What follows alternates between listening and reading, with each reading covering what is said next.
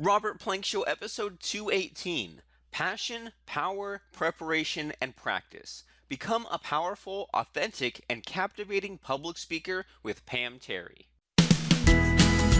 Okay, thank you. Well, hey everyone, Mhm. and welcome back to the Robert Plank Show. This is the internet marketing podcast where we talk about making money, speaking, and all kinds of other cool stuff. And our guest today is Pam Terry, and she's the CEO and founder of Now Media, and she provides public speaking coaching and marketing strategies that make a difference in people's lives and communities. Now, Pam is a savvy marketing strategist with more than 30 years experience in public speaking. I'm going to have to make sure not to slur my words too much or say like too much because I have to, be my best speaking behavior. So Pam, welcome to the show. Oh, well, thank you, Robert. It's great to be here. Great. Don't worry. Don't worry about saying anything like that because you just want to be natural. Yeah, So, yeah, and I mean, I'm excited to kind of jump in and talk about that because like I'm not really like a real natural public speaker, and I've had to overcome like a lot of like in California we say like a lot and stuff like that, and so I've had to overcome some things. But I noticed that in the public speaking thing that even though I'm not perfect, I'd rather be kind of more authentic and more myself than super polished. And so I mean, so about this whole like public speaking thing, can you kind of tell us what it is you do and what makes you different? sure, I'd love to. So, I was a born ham. Okay, so whatever I could do to get in front of an audience, I'd gather my family, and I had a lot of brothers and sisters. So, just always like to get in front and pantomime or do whatever as a kid, and then took drama and all that. But when I started working in my adult life, I really wasn't doing the speaking thing. And so I found that I really wanted to get back into that. So I joined Toastmasters. Now, I really love Toastmasters, but I'll tell you what, they do this impromptu thing called Table Topics. Maybe you've heard of it. I haven't. Okay, so they just give you a topic. You have no time to prepare. You have to get up and speak on it for a minute to minute and a half. So it's impromptu speaking. And I was absolutely terrified, heart pounding, knee knocking. All I could think about was everybody was looking at me, and I didn't even recognize myself. Where was the ham that I knew? So I was really determined and stayed in Toastmasters for about 5 years. It really helped me. And I just found that I just needed to get back into it. And, I was working with CIOs and watching other people, a lot of technology people, because I was working for a technology networking group, and we would go all over the country and put these CIO panels together. And some of them were so nervous. And I thought, oh man, I know I could help them. And I just decided, and I'd been toying with, should I be a public speaker coach? And I just decided, well, I'm never going to find out if I like it or not if I don't just do it. So I decided, it was in 2011, to, start a consulting business, coaching business, if you will. And, of course, it's a very popular topic, and I found I could really help people. In fact, last night I was at a networking event, and this young woman was telling me about her little daughter who was very nervous and very shy, and how could she help her? And I said, well, I do help people overcome anxiety. That's one of the things I really specialize in. And I said, does she have any speaking opportunities? Well, she always turns them down, she says. I said, oh, well, next time she has to speak, that she gets an opportunity, tell her, and this is the big fallacy that everybody has about speaking. Public speaking is not about the speaker. It's not about you. It's about the audience. But what happens when we get really nervous or have anxiety is that we're having all these thoughts about, I'm going to look bad, I'm going to fail, and all the thoughts are about ourselves. And that's the thing, is we need to take the focus off of ourselves and focus on the commitment we have to make a difference in people's lives with what we're going to be presenting. Because isn't that what speakers do? Don't they, transform or improve lives in some way with what they're presenting? Yeah, I mean, Right? of course, right? Because Of it's like course. if you're just talking and thinking about yourself, then you might as well just be in a room by yourself, right? If there's this Exactly. room of people like listening to you or looking to you to help them, why make it, why be so inward like that? Well, because it's just natural. People get, freak out if they're shy or whatever, or, even an experienced speaker, such as yourself or myself, we have a point where we do get nervous, certain situations where we're a little bit nervous. And I use my own teaching where I just go, oh, I'm nervous. Okay, it's not about me, it's about the audience. I need to get to work, need to focus on the value I'm going to provide, make sure I put plenty of value and commit to that I really want to make a difference. And, that's one of the key characteristics of someone who has charisma. I'm not saying I have charisma, but when people who have charisma really do care about others, and that comes through. And I also, want to say what you were talking about a minute ago. You don't want to be coming off as a super polished speaker. And I've heard people say or talk about people they've heard speak who are really polished, but they just couldn't connect with them because that person was so rehearsed that they weren't being authentic. And that's a key way to engage your audience, is you've got to connect with them. So by you being authentic, that's how it's one of the ways that you connect with people, is showing your flaws, your ums, your ahs, your likes. And I say basically a lot, we know what they are, right? Right. And, here's a really interesting tip that I usually get laughs on this one, but it's true. How to quit saying, or to minimize saying it so much. So are you ready? I'm ready. Okay. You just quit saying it. I don't get it. Okay. So the thing is, people don't notice that they're saying it. Like it's a filler word. They're trying to think of what's the next thing to say. So they'll go, blah, blah, blah, whatever. But the thing is, you just have to stop saying it. So you have to stop yourself. You just have to say, okay, I need to work on that. First of all, you say, I'm going to work on it. And then when you think you have got to notice how you're speaking. And when you think you're going to say it, you just don't say anything. And people are uncomfortable with that. They're uncomfortable with not saying anything. But there's power in the pause, right? Oh, yeah. Someone's talking, and all of a sudden they stop. And people are like, wait, what happened? She's not talking anymore. He's not talking anymore. And you get their attention. So anyway, that's just it. I mean, you just simply quit saying it, but you have to consciously make that effort. It's that simple. And it sounds like that there a lot of things like interrelate here, right? Because we started off by saying that, well, people have a problem with the nervousness and the anxiety, and then they need to instead of being, oh, there you go again saying right, they need to be more like outward and focus on providing value and having that charisma and helping others, and sort of like redirecting the focus from what am I doing wrong to how am I helping people. And that quit saying thing, or the silence, like every now and then, that's one of those things where like I forget, but when I notice like someone is kind of, I don't even know how to say it, but like if a speaker is making me uncomfortable as a watcher with the silence, it's almost kind of like they have the power, or it's kind of like they're kind of making me uncomfortable for a little while, for a few seconds, kind of making me pay attention, and then moving into other stuff. But right. I love stuff like that, like when a speaker kind of pauses for a second just to let something land, or even one of my favorite things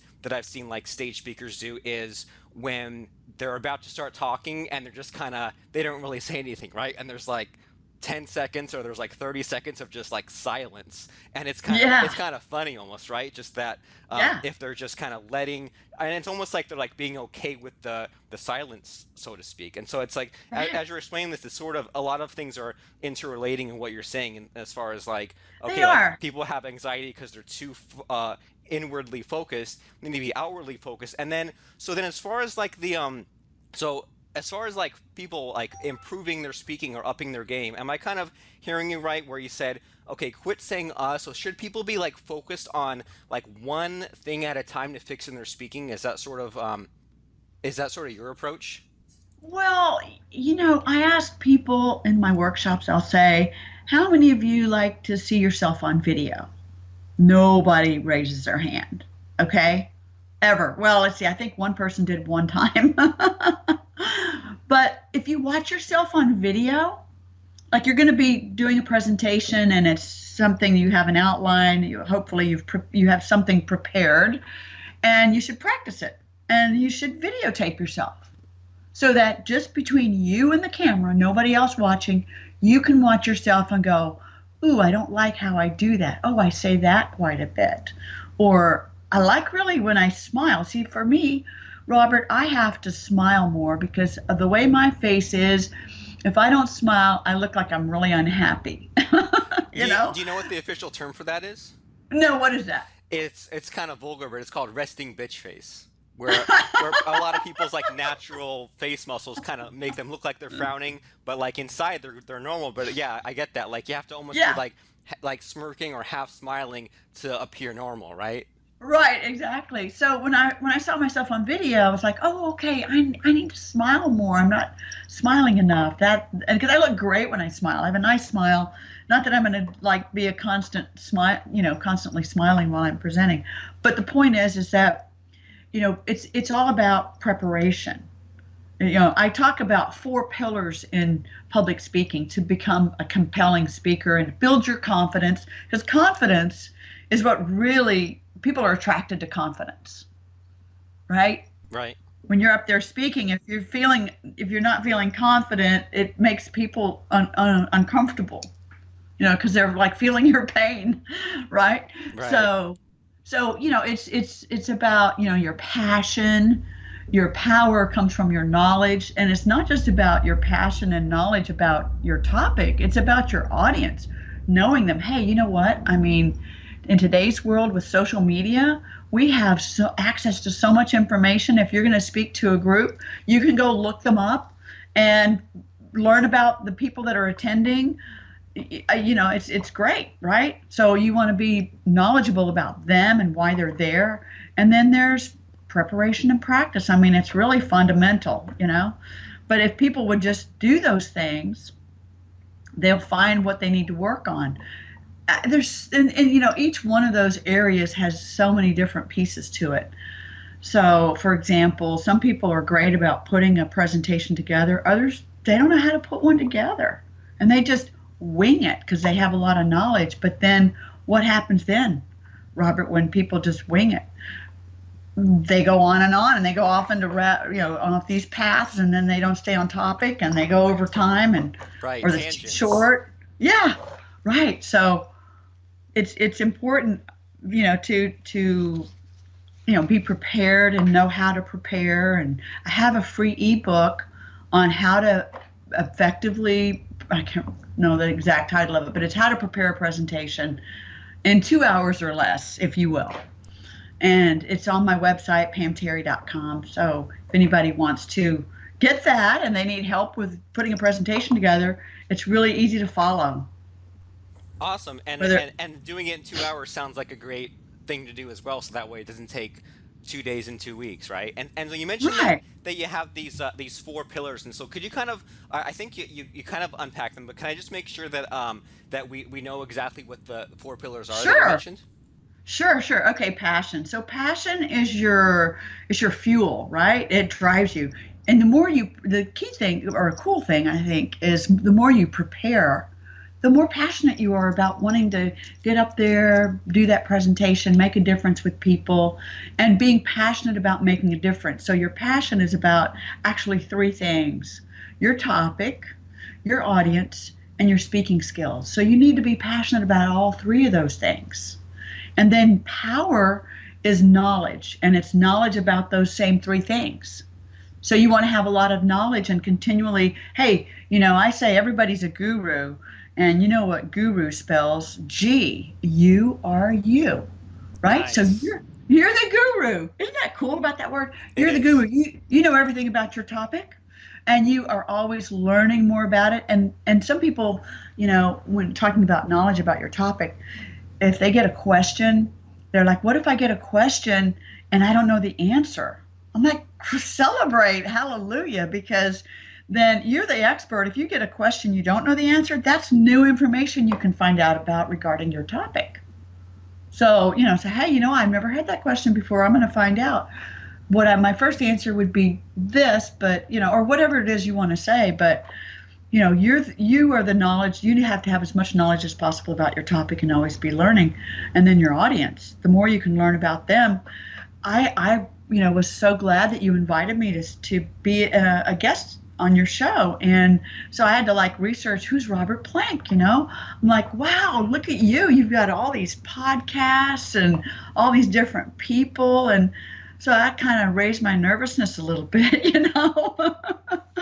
But still, I mean, that's the world we're in. We can look things up, and you have that opportunity when you're preparing a presentation. Let's say you get invited to speak at a conference or something, and you really don't get the registration list. You can ask the meeting planner, tell me about the people that are going to be in the,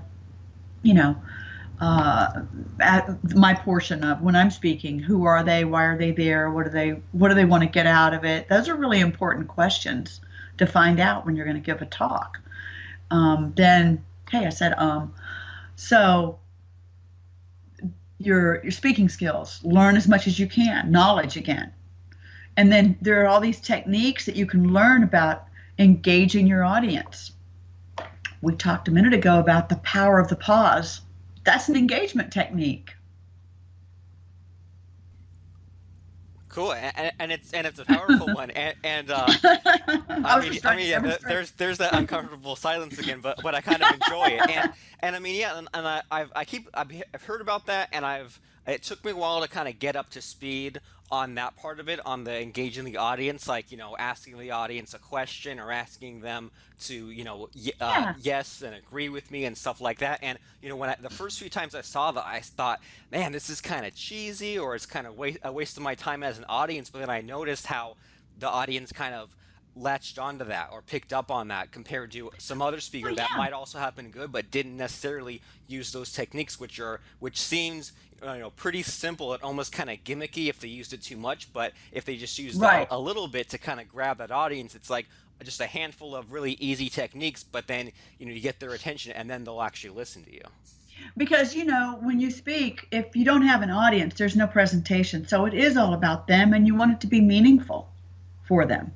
So you want to provide value, and you want to get them engaged, because our minds wander so much. Now, if you're what they call an emphatic speaker, like Martin Luther King, okay, let's take him for an example.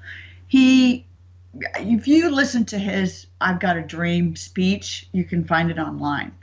It's just like, you're just like blown away. That commercial, that ad where it has the guy in the chair and his hair and tie are blowing back.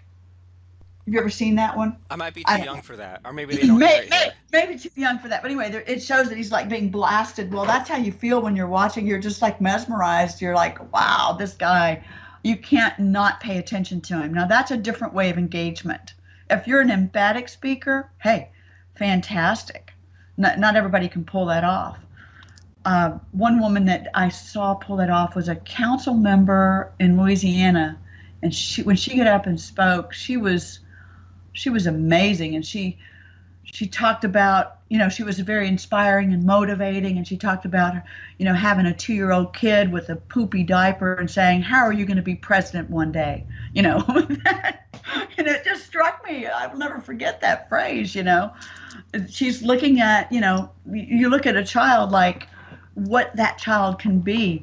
But the point, I know that's a little bit of a tangent there, but the point is, an emphatic speaker may not have to use those techniques. But the whole thing is to have it be meaningful for the audience. And that's where speaking skills come into play. And you do have to kind of practice them and use them and become comfortable using them. Go ahead. I was just going to say that makes a lot of sense. So, I mean, just to make sure that I'm understanding you. So you're saying that, like, so as far as like what you mentioned there about like the emphatic speaker, like if you happen to be like a Martin Luther King type of speaker, if that's how you naturally are, then that's great to be a speaker. But don't pretend to be a Martin Luther King if you're like Bob Newhart type of person, or if you're like more of like a quiet but intense or whatever, like, because it's just not gonna work right. Is that what you're saying? Right. I mean, you might use some points in your talk where you're emphatic, and that might work, but I would take some baby steps there. The same thing with humor and telling jokes. That's very risky because you don't want to offend anyone. But there's one thing you can do that is not so risky that usually will cause humor and is very engaging. And that's just acknowledging what's going on in the room. So it's what I call acknowledging what's so. And it's one example would be I gave a workshop and I told everyone that at the end, everyone was going to get a chance to come up and do an impromptu presentation like in Toastmasters, where they'd get a topic and they'd get to come up without any preparation. And I had someone in the audience, her name's Tony, and she is an accomplished professional speaker. Why she was even at my workshop, I don't know, but I really appreciated that she was there. And so she had this, I started talking about something else, and she had this look on her face, very concerned, quizzical, and I said, Tony, you've got a very interesting look on your face. What's on your mind? And she said, well, I can't stop thinking about what I'm going to do when I get up to speak at the end of the talk. And everybody started laughing. It was just acknowledging what was happening in the room. And that's sort of an art, but it's something you should try. Anyone should try, because it really engages the audience. Or calling someone out, saying their name. I have on my blog, I have a list of all these things that you can do to engage your audience. The question is an obvious one. Questions, those are great. Okay, Well, so what you're saying is like the if we're speaking and something isn't quite right, or something is sort of unpredictable or out of our control, maybe like acknowledge the elephant in the room. And I mean, I think we've all seen that, right? Like if like there's like loud music playing in the next conference room over or something, or like right. something isn't quite right, or if there's like some random noise or someone's phone goes off. Like I love that when like a speaker kind of acknowledges that, or makes a joke, or even if they can kind of like tie it into what they were saying, as opposed to that, I don't know, like the deer in headlights thing, when like the cell phone goes off, or there's like the distraction or the noise, and like everyone in the room is trying to ignore it, or it's kind of like everyone's uneasy about it, but it's like you acknowledge it, and then it kind of like diffuses it, sounds like. Exactly. Because otherwise they're going to be paying attention to the distraction rather than what you're talking about. So you have to dive in, so to speak. That makes a lot of sense. And then to get that freebie that you just mentioned, is that on your site as well, pamterry.com? Right. If you go to the blog, just click on blog. I think it's my latest blog post, and it's or the one before that, about super easy ways to engage your audience, and it's a list of all kinds of ways to do that. Okay, cool. And then Yeah. so as we're sort of winding this down, I want to make sure that that we covered all the four pillars. So the four pillars, there's passion, and there's power, and then what were the Right. other two? Okay. So preparation Okay. is the next one. Okay. So you need to like prepare an outline, if you will. And the reason I say that is because it gives you structure, and your outline should have an introduction and a close that are tied to your objectives for your presentation. And you should have two objectives for your presentation, one for you and one for the audience. One for you is, why are you doing this? What do you want to get out of it? Like, for example, you want people to know about your website, or you want them to sign up for your mailing list, or whatever. You should have like a feedback form or something, if that's allowed in that type of presentation. So it all depends on what the presentation will allow. The objective for the audience is, what do you want them to get out of it? What should they leave with? Should they leave with being more confident, smarter, lives improved, and motivated, inspired, whatever it is, So those two things will help you with your introduction and your close. And then the main body should have three main points. And your three main points can have as many subpoints as your time will allow. Okay? Okay. And these are the things that I go over in my PDF on how to prepare your presentation. And I go into more detail, which we probably really don't have time right now. Then practice is simply taking that outline that you've prepared and packed tons of value in, and practicing it so that you know that you're doing it in the allowed time. And I would practice, not in front of your cat, because the cat is going to walk off, but the dog will think that you're talking about treats and will be very attentive. I think that's kind of fun. And I used to do that when I had my dog, but I had to put her down. And then also in front of the mirror, or you can practice while you're driving with headset, record it on your phone, and then you can see how long it is. Yeah, if I'm driving long places, I use that time to record. And I'm not saying that you do anything illegal with your phone while you're driving, but Have the Bluetooth headset for that, right? the Bluetooth, something hands free, and then, or also videotape yourself, even if it's just the introduction. You want to get your introduction and your close down like pat. If you have to look at your notes for your outline, for points just to refer to, not that you're connecting with your paper because you want to connect with the audience, that's fine. But have your intro and your close down where you don't have to look at anything. Cool. That's really important. So yeah. And I agree. So passion, power, preparation, and practice. And so that last part with the practice, you said to to record yourself if possible. And at the beginning of this call, you told me that when you always ask people, like, do they enjoy or do they like seeing themselves on video, and they all hate it. So is there a secret to getting over that hump? Is there a secret to like stomaching watching yourself, or is it just a matter of you have to do it, it gets easier? I think there might be some tips there. I mean, for example, one of the biggest causes of unhappiness is when we compare ourselves to other people. And that's really not fair because everyone's different. So I think you just need to give yourself, cut yourself some slack and just look your best, and really, if people don't love themselves, they got to start there. If you have trouble seeing yourself on video, maybe you need to look in the mirror and just say, hey, I love you. If you can't do that, that's what you need to work on first, because it's really about get that self-esteem built up. Yeah, exactly. Because it's hey, I'm not I just try to look my best on video and photos, whatever. I'm not photogenic, and hey, I wish I was and everything, but we have what we have, and you just need to appreciate the value you're providing for people. If you're going to be giving a presentation and people are going to be looking at you, don't you want to look your best? And if video can help you figure out how to look your best, wouldn't you like to use that tool? I mean, I think that's a given. You would want to get over that. Yeah. I hope that helps. Helps. Yeah, I mean, it does, because it's like, well, it is a difficult thing to do, but if I focus on the outcome, that, okay, well, I'm not just watching myself on video just to feel bad about myself, but I'm watching myself on my video because the first step is knowing where my weaknesses are, and then I can get better from there. And you're tapping into some kind of cool things that I noticed that I used to do and I still do, but I didn't really know about these 4 pillars, and I was kind of just sort of doing it by accident. And that that whole like recording stuff ahead of time really used to help me a lot, and I guess still kind of does with the nervousness. Like if I have a new presentation and I'm going to be presenting it on stage, or if I'm going to be presenting on a webinar, I'll do exactly what you mentioned there, where I'll act as if it's real, and I'll record it, whether that's sitting at the computer on the webinar, recording the screen or whatever, but I'll record it to know not only what I sound like, but also the big one is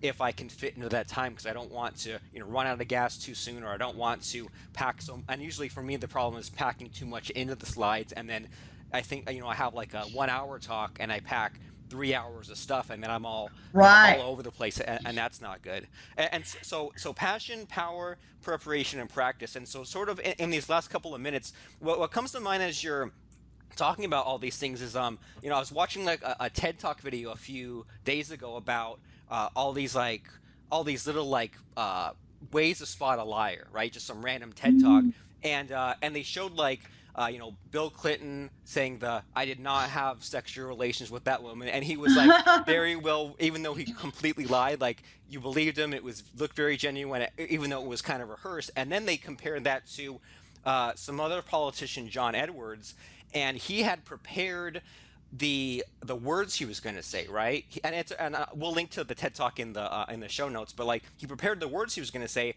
but not his head movements, right? Not his body language. So this politician who was completely lying, it turns out later, every time he lied, he would shake his head. So he was like, I want to get to the bottom of this. I'm completely innocent. And he shook his head, and it's like, how did he not see this on camera? Funny. And so sort of having said that, like, is there maybe some kind of low-hanging fruit there, or is there like a handful of things that if someone is watching or listening to their own presentation, are there a handful of things that we should all like watch out for or look to improve? I mean, the thing is, when you give a talk and you prepare it, um, and you practice it, there's three talks involved. There's the one that you prepare, there's the one that you practice, and there's the one that you give, because life is dynamic, and so things change a little bit. The thing is you want to be authentic, and you want to connect with people. So if your heart's in the right place and you are committed to creating value and transforming lives in some way, even if you're a manager and selling a product, that you got to believe in your product and believe in yourself. I guess mainly that's it, Robert, is believing in yourself and believing in what you're providing, the information you're providing, believing it. If you don't believe in yourself or what you're delivering, then that's going to show through somehow. That's the key. Right, right, and if someone kind of runs these four pillars through whatever talk is, it sounds like they can figure out what needs help, right? If they say, okay, well, maybe I have a lot of good information, but the passion needs to be pumped up a little bit there, right? Or maybe I need to be a little more armed with the knowledge, or maybe there's too many tangents, and I need to be better prepared with the outline, or maybe I'm too nervous, I need to practice and run this over and over again. So that you listing that those four pillars of passion, power, preparation, and practice, I keep hearing, or I keep sort of between the lines, so to speak. Like I keep kind of thinking or hearing about, like those four things kind of coming back to the light there. So I want to make sure that everyone knows about what it is that you do and what it is that you have to offer. So can you tell us about your websites and anything else, any other links or places you want people to Sure. go? I would love to. Thank you. My website is pamterry.com. It's my name, and I offer the ebook, and also I'm really interested in what people are struggling with regarding public speaking. So I have a 2-question survey that's on my homepage of my website. You just click on that and it'll take you to the survey. And I would love to find out what people find that they have difficulty with in public speaking, whether it's the actual presentation or getting speaking engagements or marketing themselves, because I am a marketing strategist also for public speakers. So those are the two things. There'll be a lot more coming, but right now that's all I'm focusing on. And I'd love to give speaking engagements and love to have offers to speak. So that's that. And I have a 1-page speaker profile on my about page that people can download if they want to find more about the topics that I speak on. Awesome. So Yeah, pamterry.com, and so the once people are at pamterry.com, if you guys want to see those super easy ways to engage with the audience, click on that right. blog. If you want that 2-question survey, at the moment it is on the right sidebar. And then you said that if people want to know more about you as a person and your speaking and stuff like that, they can click on the about page. So lots of cool Right. stuff, lots of stuff for all of us to think about and improve, and maybe go back and say, well, if I wasn't happy with what I was doing with my speaking, maybe I need to punch things up in certain areas. And so make sure that everyone goes to pamterry.com. That's PAMTERRY.com. So thanks so much, Pam, for stopping by the show and Thank you. sharing all your excellent wisdom. Thank you, Robert. Loved being. Do you run your online business using WordPress? Did you know that the #1 reason why people's WordPress sites get hacked is because of outdated plugins, outdated WordPress, or just flat out not knowing what they have out there? I mean, how many times have you created a test site and just let it sit there? You're leaving yourself at risk. Besides that, you're wasting a ton of time every single time WordPress updates or your plugins update. There's a better way. Check out Website Remote, where you can manage all of your WordPress sites from one simple to use dashboard. I'm talking about comparing what's on each site, comparing what versions are out there, and most importantly, choosing what you want to update when you want to update it with one single click. This is the way that you need to be managing all of your WordPress sites. And we have a special just for you for being a listener of the Lance Tomashiro Show. Head on over to websiteremote.com/LTS. That's websiteremote.com/LTS to get your 99-cent trial started today. You're never going to look at managing your WordPress sites the same way again.